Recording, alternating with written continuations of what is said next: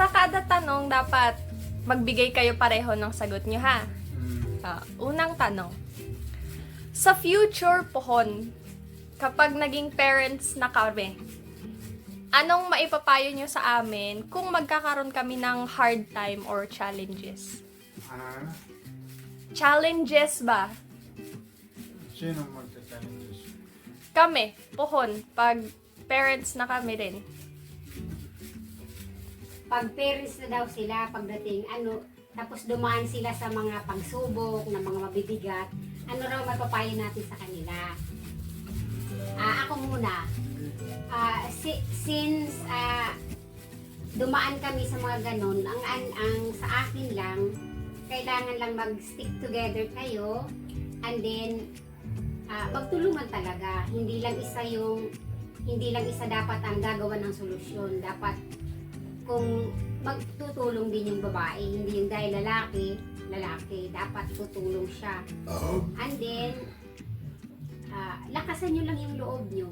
Maging strong talaga kayo. And then, yung faith talaga din sa God. Kasi sa naging sitwasyon namin, like ako, talagang, kung hindi talaga ako naging kumapit talaga sa Kanya, hindi ko alam kung nasaan ako ngayon sa sitwasyon ko. Yun sa akin. Ikaw pa. Pagdating man ng tamang panahon, kung yung sinasabi mo ay siyempre dadating yung mga bagay na generation to generation kasi ng tao. Kailangan lang maging matalas ang isipan mo. At dapat kung maaari detalyado yung mga plano. Hindi pwedeng para-para. Kasi nga, number one kagad, sarili mo. Prevention ka kagad. Kasi pag mahina ang sarili mo, wala kang magagawa na anything. May mga bagay na hindi kayang palitan ng pera. So, kailangan mo lagi kang malakas ang spiritual habit mo. At the same time, malakas yung sarili mo para magawa mo yung bagay na gusto mo. So pagdating sa parents nyo naman, kung anong pagdating ng panahon, ang tao naman ay nagpapamilya,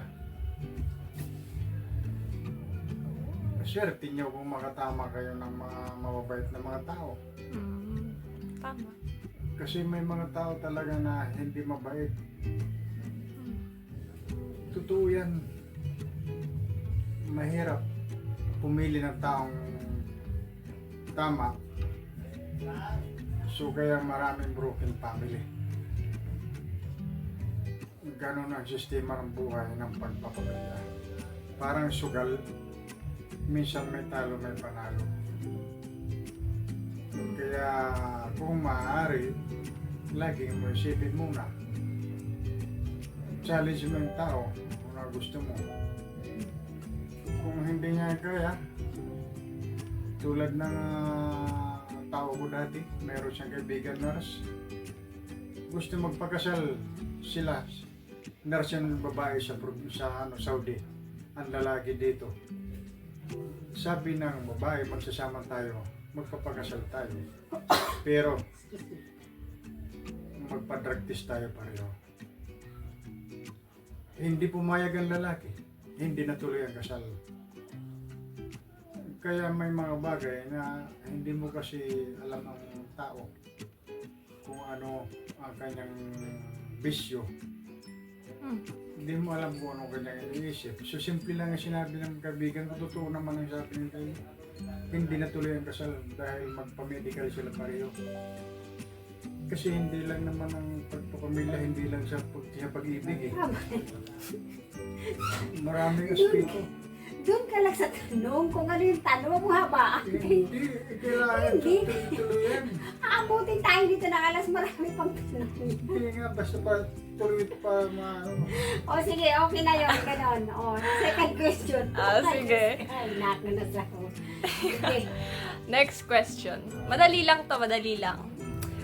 Ano ang dreams o pangarap nyo para sa aming mga anak nyo sa future? And sa mga future nyo ring apo? Puhon. Oh, ako lagi ang unang tatanong. Siyempre ako, like sa akin, sa sarili ko, sabi ko nga, yung mga pangarap namin ni Papa mo, hindi na para sa amin eh. Like, para na sa inyo. Unang-una, katulad ng sabi ni Papa mo, mahirap pumili ng taong like the first question. Kailangan talaga piliin nyo. Kasi, like si kuya mo, yung first stage, gusto makatapos ang college. Since nagawa na yun ni kuya mo, ni ate mo. And then, yung sunod pa is, mas mahirap is yung partner, yung makaka. Kasi sabi ko nga, ako, sobrang mahal na mahal ko kayo. Siyempre, minsan napapagod na papalo. Pero, hindi ko kayang, hindi ko gusto na makikitang nasasaktan kayo kasi doble ang mararamdaman kong sakit. So, isa rin talaga na pinipray ko na sana makahanap kayo ng mga lalaki na talagang mamahalin kayo ng kahit kapantay ng pagmamahal namin or lumampas pa doon sa pagmamahal namin. Yun ang gusto ko, makahanap kayo ng mga lalaki na gano'n. Na talagang aalagaan kayo tulad ng lahat ng mga saktuan ginagawa namin ni Papa. Yun. And then, para sa magiging mga apo namin na sana pinipray ko na maging katulad nila kayo. Na mga like ako, talagang sabi ko, like ako, sobrang sabi ko talagang super blessed ako sa inyo. Sana pagdating ng panahon, yung magiging mga anak nyo, katulad nyo ng mga anak ko na maging super blessed din kayo, hindi lang sa financial o sa health. Talagang ganun. Sana katulad nyo yung magiging mga anak nyo. Oh, thank you. Yun ang pray ko din sa inyo. Tapos, yun lang. Matanda ka. Hindi naiiyak yung ako. Ano yung baby, tanong mo? Ulitin mo daw, Mami. Ano yung tanong? Ano daw ang pangarap natin in the darating na panahon sa kanila? At ano rin ang pangarap natin sa magiging mga apo natin, sa mga magiging anak nila? Siyempre, lahat ng magulang dapat nakikita kayo masaya. Tulad ng lolo mo, kayo mga apo. Minsan, nadating sa buhay na financial, magbibigay ako, pero hindi naman compulsory talaga. Kung ano lang meron sa financial na. Pero dapat naman sa katayuan nyo sa buhay, dapat nagbiruan, disiplinahin nyo yung mga nasasakupan nyo ng tama.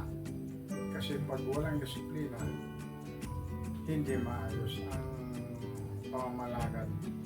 Dapat meron silang kinatatakutan. Kasi kung wala silang takot, hindi sila madidisiplina. So, hindi maging maayos ang takbo ng buhay. Kasi wala siyang disiplina. Kahit mangarap kami na maging maayos kayo, hindi naman namin kayo forever mga kasama tulad ni Lolo mo. So, dapat ang leader magdidisiplina. Ganon yun ang sistema ng pamumuhay ng isang pamilya. Maging maayos, dapat may guideline. Kumuha kayo ng guideline kung saan kayo makakakuha, kung marami kayong hindi nalalaman. Nasisearch naman sa mga data. Ganon ang kalagayan ng buhay ngayon. Kasi kahit anak mo yan, hindi niya man alam niya kung ano iniisip niya. Mayroon mga anak mo na hindi mo alam may problema na pala. Hindi sinasabi siya. So, communication din. Communication, correct. And discipline. Tilad ng nga po ni Muntol po ngayon, nabasa ko sa dyaryo. Namatay, 26 years lang. Papira sila. Pero depression, hindi nila alam. Ganun ang pagpapamilya. Kailangan may takot sa Diyos. Kasi kung wala kang takot sa Diyos, hindi mo talaga may isip ang magbiruan tama. walang gagabay sa'yo. Kailangan may gagabay sa'yo. Angel. Angel of God. O, tawa, no? Lagi ka ba nagsagot mo? So to sum it up, basically gusto nyo, syempre, kasi natural naman na aalis kami sa inyong mga poder at magpapamilya. Kaya pangarap nyo sa amin na makahanap ng maayos na partner at maging maayos yung pamilya namin, disiplinado, communication, ganon. Oo, basta mahal. Kasi once, ang akin kasi, ito lang yun eh. Once na mahal mong isang tao, hindi ka gagawa ng mga bagay na makakasakit sa kanya. Sabi ko nga, mamahalin lang kayo ng kahit tama lang sa pagmamahal namin or lumampas pa doon. Kasi, kahit kami, talagang naghihirap kami. Gusto na may bigay sa inyo lahat dahil mahal namin kayo eh. Siyempre, kung mahal kayo ng tao mo, talagang gagawin niya lahat, mapasaya kayo. Ibigay yung gusto niyo. Yung iba na ngayon. Sa mga anak naman, ganun din. Like kayo. I mean, para sa akin, talagang best na mga anak kayo eh. Para sa akin, you're the best talaga.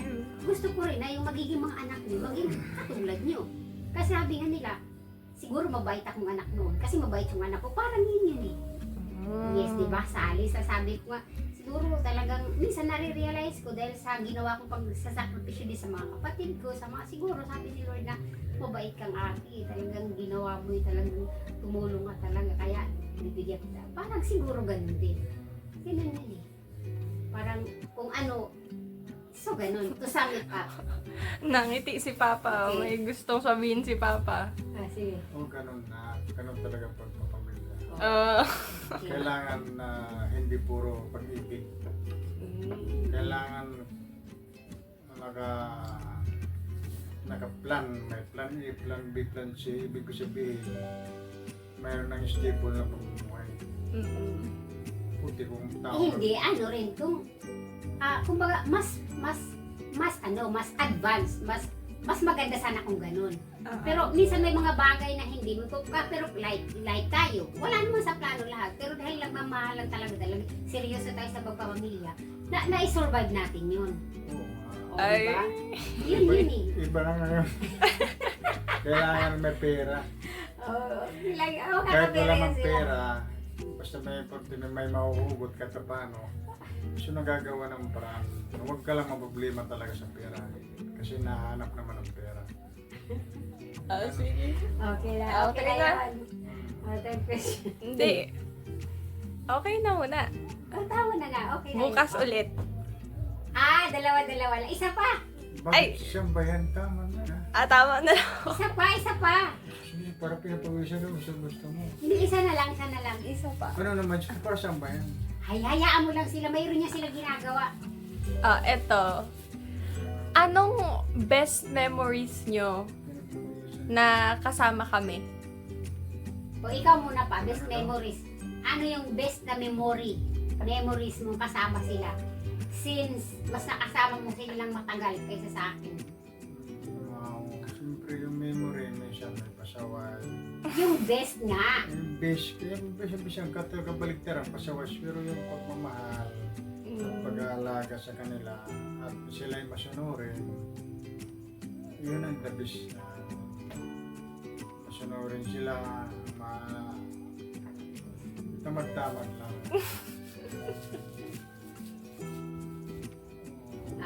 Ikaw, Mami. Kailangan pa rin ng kunting sipag. Ako siguro para sa akin, yung the best talaga memory. Yung una ko kayo nakita. Aww. Ay, kaya.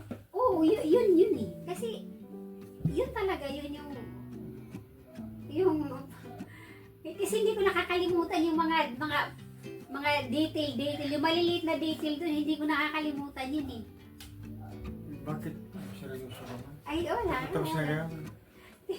Yun, yung like, sabi niya, anong anak mo, babae lalaki? Tapos nakita, oh, yun. Hindi ko nakakalimutan yung mga detalyado. Yun yung pinaka-best na memory talaga. Kasi yung, like yung pasaway, pag-ano, natural na sa mga bata yun eh. Maraming